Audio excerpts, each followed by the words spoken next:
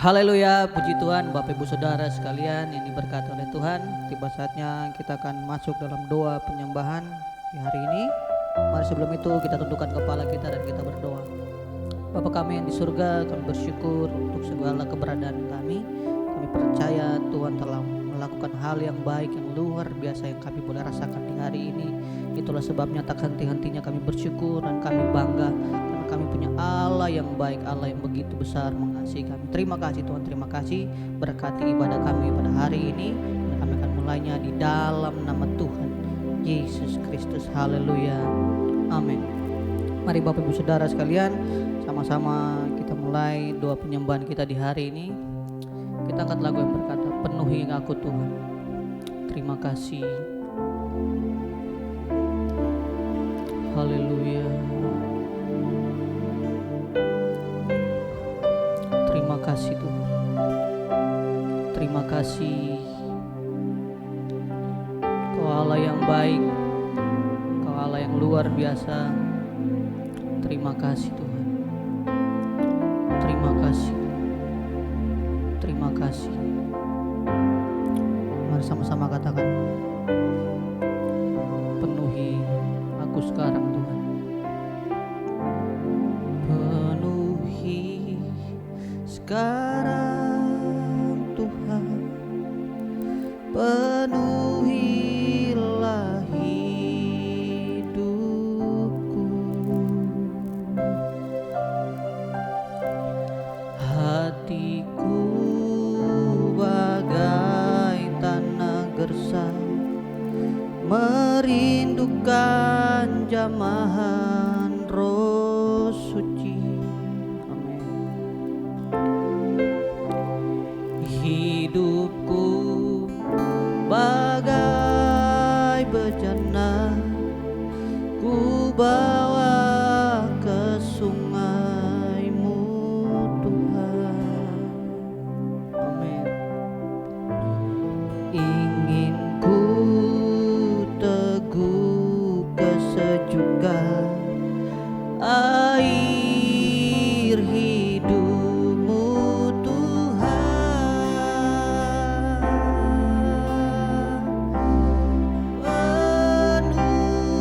Penuhi aku sekarang, penuhilah hidupku. Amin. Hanya Engkau yang ku rindu, jamalah hidupku Tuhan. Haleluya. Sama-sama katakan, penuhi sekarang Tuhan.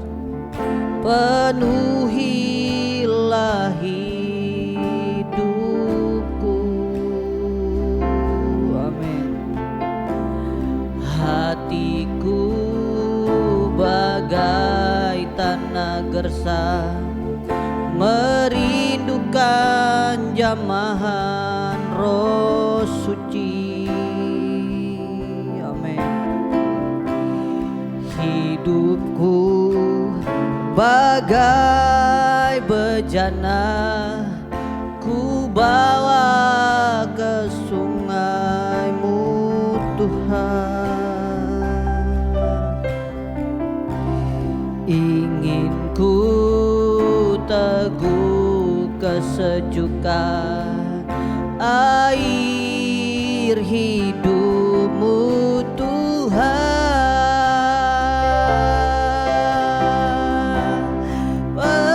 Penuhi aku sekarang, penuhilah hidupku. Amin. Hanya Engkau yang ku rindu,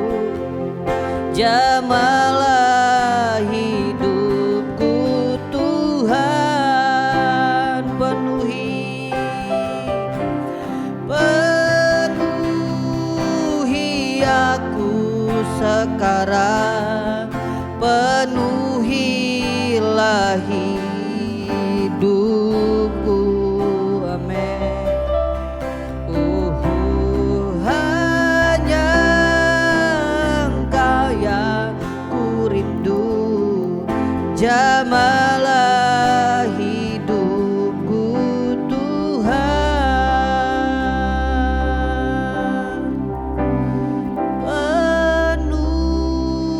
Penuhi aku sekarang, penuhilah hidupku.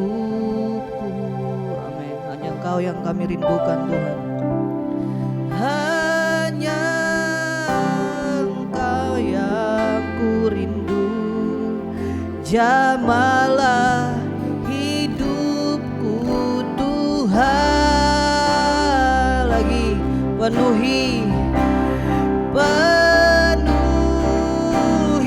aku sekarang, penuhilah hidupku. Amin. Hanya Engkau yang ku rindu, jamalah hidupku Tuhan.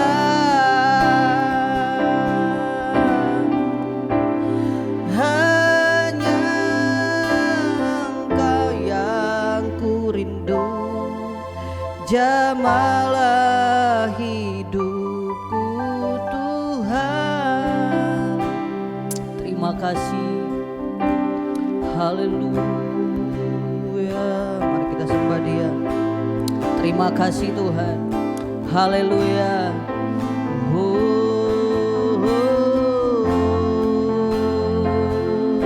Engkau yang layak kami sembah. Haleluya.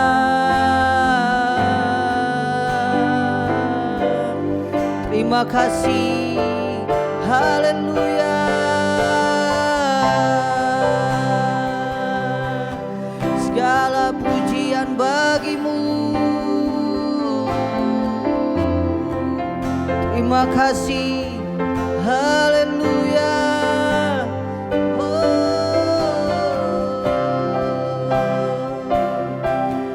Terima kasih Tuhan. Terima kasih. Terima kasih. Terima kasih Tuhan. Terima kasih Tuhan. Terima kasih. Terima kasih Tuhan.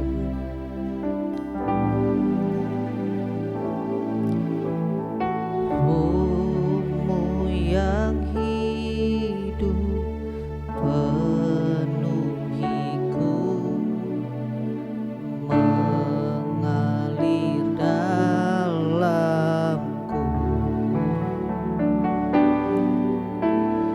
Jiwaku tenang bersamamu, dalam naunganmu. Katakan bersama-sama, ku buka hati, ku buka hati untuk jamahanmu, berserah penuh di hadiratmu. Kau ambil alih seluruh hidupku di altarmu, menyembahmu.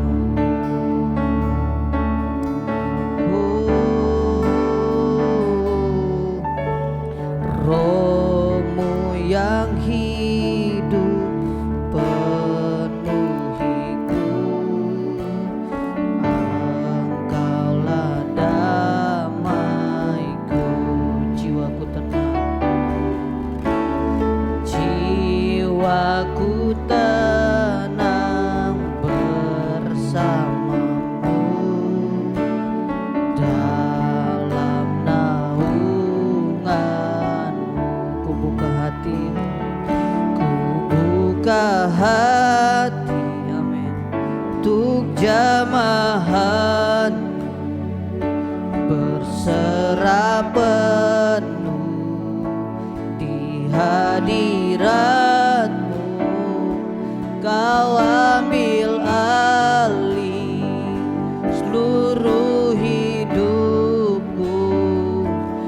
di altar-Mu, menyembah. Lagi ku buka hati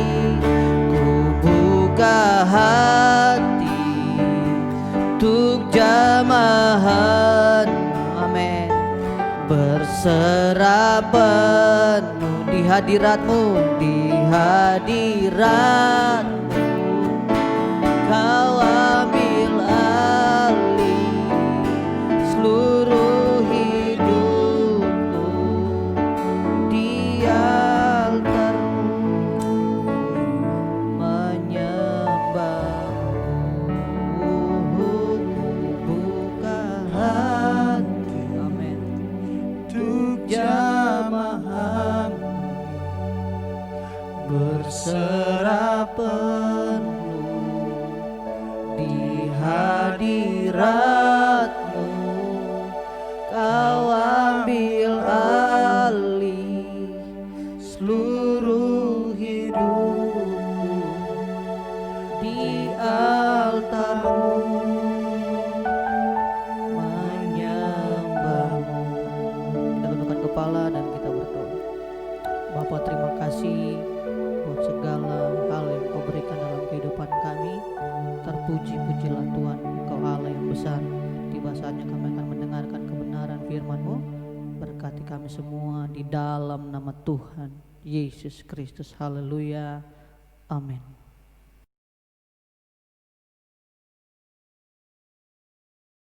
Puji nama Tuhan, saudara-saudara yang terkasih di dalam Tuhan Yesus Kristus.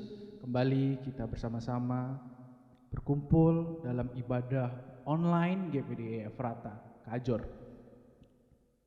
Dalam suasana doa pencurahan Roh Kudus, kita sama-sama berharap Roh Kudus bekerja dalam segala aspek kehidupan kita, menuntun dan membimbing kita kepada kebenaran. Puji nama Tuhan. Saudara-saudara, kita akan mendengarkan kebenaran firman Tuhan yang terambil di dalam Kisah Para Rasul 19 ayat 24. Kisah Para Rasul 19 ayat 24. Demikian firman Tuhan. Sebab ada seorang bernama Demetrius, seorang tukang perak, yang membuat kuil-kuilan Dewi Artemis dari perak. Usahanya itu mendatangkan penghasilan yang tidak sedikit bagi tukang-tukangnya. Saudara-saudara, jadi di Efesus hiduplah seorang yang dikatakan tukang perak, yang pekerjaannya adalah membuat kuil-kuilan Dewi Artemis dari perak. Kita tahu bersama di Efesus terkenal dengan penyembahan berhalanya, yang mana yang menjadi berhala adalah Dewi Artemis. Nah, Demetrius ini usahanya adalah membuat kuil-kuilan Dewi Artemis itu. Dia juga membuat souvenir, ya, katakanlah, untuk para pelancong yang datang berlibur ke kota Efesus, ya. Dan souvenir-souvenir itu dengan tujuan dijual supaya ketika pelancong itu membelinya kemudian pulang bisa dilihat juga dengan orang-orang lain yang ada di sekitarannya, sehingga orang-orang lain itu tertarik dengan souvenir itu dan berniat untuk berangkat ke Efesus. Kalau berangkat ke Efesus kemudian membeli souvenir lagi dari Demetrius. Betapa kayanya Demetrius ini, saudara-saudara. Dia juga bisa menghidupi tukang-tukangnya. Tetapi segala sesuatunya itu kemudian terganggu. Sumber pemasukan Demetrius terganggu oleh kehadiran seorang rasul yang bernama Paulus. Bisnis Demetrius terganggu karena ada seorang, saya berkata Paulus ini ibarat salesman karena dia juga menawarkan produk. Apa yang ditawarkan? Yaitu Yesus Kristus. Bedanya dengan salesman lain, Paulus tidak mengambil keuntungan sama sekali dari pekerjaannya ini. Justru yang beruntung adalah orang yang menerima produknya. Karena orang yang menerima produknya alias menerima Yesus Kristus, maka mereka sama saja menerima juru selamat. Maka jiwa mereka diselamatkan.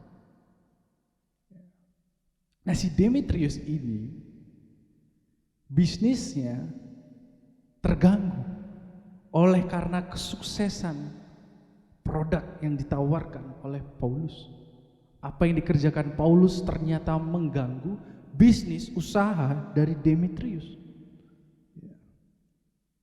Ayat 26 katakan, sekarang kamu sendiri melihat dan mendengar bagaimana Paulus bukan saja di Efesus, tetapi juga hampir di seluruh Asia telah membujuk dan menyesatkan banyak orang dengan mengatakan bahwa apa yang dibuat oleh tangan manusia bukanlah dewa. Langkah selanjutnya, Demetrius menghasut, memprovokasi orang-orang Efesus untuk memboikot Paulus. Sangat licik sebenarnya, saudara-saudara, bagaimana Demetrius menggunakan Dewi Artemis untuk kepentingannya diri sendiri. Seakan-akan dia membela kepentingan Dewi Artemis. Seakan-akan dia mengatakan bahwa dengan kehadiran Paulus, maka Dewi Artemis itu tercoreng, dinodai. Sejatinya bukan itu yang dibela Demetrius. Yang dibela adalah kepentingannya diri sendiri. Karena usahanya terganggu, bisnisnya terganggu. Demetrius adalah seorang manusia. Sebagai manusia dia punya pilihan sebenarnya. Hidup ini adalah pilihan, bukan? Dia punya pilihan untuk melakukan kejahatan atau melakukan kebaikan. Kemudian dia memilih apa? Kita sama-sama tahu dia memilih kejahatan. Dia memprovokasi, dia menghasut, memfitnah Paulus. Oke lah, mungkin kita bisa katakan jelaslah Demetrius memilih kejahatan. Dia kan memang bukan orang percaya. Ya, bukan orang percaya. Dia pasti berbuat jahat. Tapi di Alkitab juga jelaskan, ada juga orang percaya yang ketika mereka diperhadapkan pada sesuatu, mereka juga memilih melakukan tindakan yang jahat, bukan yang baik. Contohnya Daud, ketika dia melihat Batseba, dia punya pilihan sebenarnya. Untuk lari, berhenti memikirkan Batseba, atau kemudian memilih menyetubuhi Batseba. Kita tahu bersama, Daud juga memilih keputusan yang jahat. Dia memilih untuk menyetubuhi Batseba. Hidup ini adalah pilihan. Demetrius punya pilihan pada saat itu. Tetapi dia memilih untuk melakukan hal yang jahat. Coba kita sama-sama buka di dalam Roma 8. Ini yang menarik, saudara-saudara. Roma 8 ayat 6. Demikian firman Tuhan. Karena keinginan daging adalah maut, tetapi keinginan roh adalah hidup dan damai sejahtera. Saudara, Roh Kudus, keinginan roh dan keinginan daging atau natur dosa itu tuh sama-sama ada dalam diri manusia. Dalam diri manusia ada dua nature. Manusia percaya. Natur dosanya yang didapat dari Adam dan Hawa. Serta juga nature Roh Kudus. Ketika orang memilih untuk percaya kepada Yesus Kristus, maka ada Roh Kudus dalam kehidupan. Nah, dua nature itu sama-sama dapat mengaruhi pikiran seseorang. Dua nature itu sama-sama dapat mempengaruhi seseorang mengambil keputusan. Bisa mendekat, bisa menjauh. Nature yang satu bisa membawa manusia menjauh pada Tuhan, yaitu keinginan daging. Tapi nature yang satu, yang Roh Kudus, membawa manusia lebih dekat kepada Tuhan. Di setiap orang percaya memiliki dua nature. Yang menjadi masalah adalah yang mana yang lebih dominan di dalam hidup saudara? Nature dosa kah? Atau nature Roh Kudus? Hasilnya kita sudah sama-sama tahu. Kalau nature dosa yang lebih dominan, maka hasilnya adalah maut. Tetapi kalau keinginan roh atau nature Roh Kudus yang lebih dominan dalam hidup kita, maka ada hidup dan damai sejahtera dalam kehidupan. Saudara bisa memilih yang mana yang saudara biarkan, saudara izinkan bekerja lebih di dalam kehidupan saudara. Kita belajar dari Demetrius, nature dosanya, atau juga kita belajar dari Daud. Ternyata nature dosanya pada saat itu lebih dominan. Dia tidak mengizinkan nature Roh Kudusnya lebih dominan pada saat itu. Bekerja secara luar biasa, tidak. Dia justru mengizinkan keinginan dagingnya yang bekerja, yang mana kita tahu hasilnya buruk untuk Daud. Saudara ingin mendapatkan hasil yang baik atau hasil yang buruk? Sekarang, kalau saudara ingin mendapatkan hasil yang baik, ikuti keinginan Roh.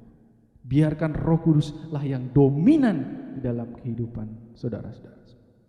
Puji nama Tuhan. Mari kita berdoa. Bapa di dalam kerajaan sorga, kami bersyukur untuk setiap kebenaran firman Tuhan. Biarlah firman Tuhan itu tertanam di dalam hati kami dan berbuah di dalam kehidupan kami. Tuhan, pada hari ini kami berdoa untuk bangsa dan negara kami, Indonesia. Kami serahkan bangsa ini ke dalam tangan-Mu. Biarlah bangsa ini aman dan sejahtera di dalam perlindungan tangan Tuhan. Kami juga berdoa untuk gereja Tuhan di seluruh bumi ini, terlebih di Indonesia, terlebih lagi di Yogyakarta, ya di GPDI Efrata Kajor. Berdoa Tuhan untuk pekerjaan Tuhan, biarlah melalui gereja-Mu nama Tuhan ditinggikan, nama Tuhan dipermuliakan. Memberkati jemaat Tuhan yang berharap dan bersandar kepada Engkau, biarlah mereka tidak pernah kecewa, sebab mereka akan melihat tangan Tuhan yang nyata bekerja di dalam kehidupan mereka sehari-hari. Puji nama Tuhan, berdoa di dalam nama Tuhan Yesus Kristus. Haleluya, amin.